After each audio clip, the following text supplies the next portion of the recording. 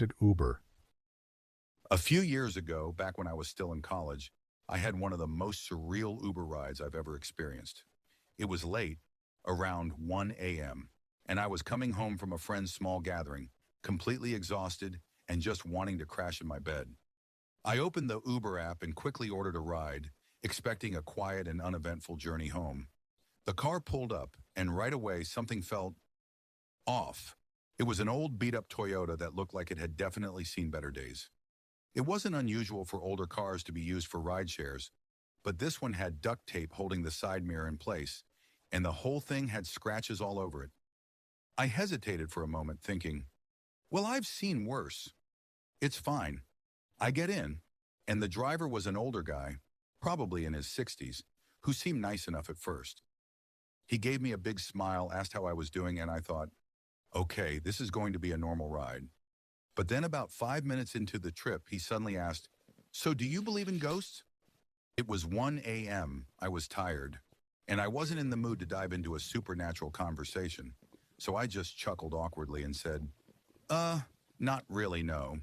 But he wasn't going to let it go that easily.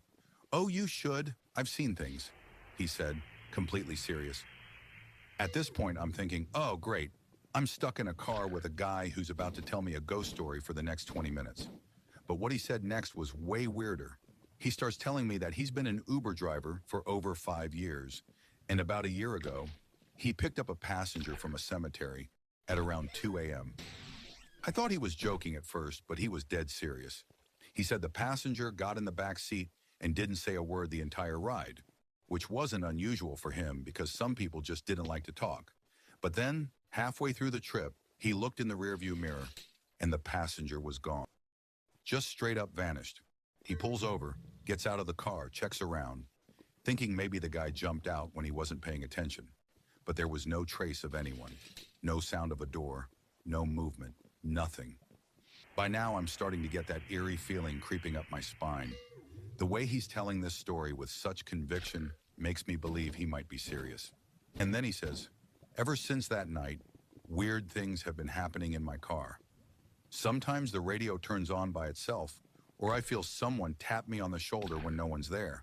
I nervously laugh, trying to lighten the mood, but he's completely stone-faced. The whole ride, I keep glancing at the back seat, low-key terrified that some ghost is going to appear behind me at any moment.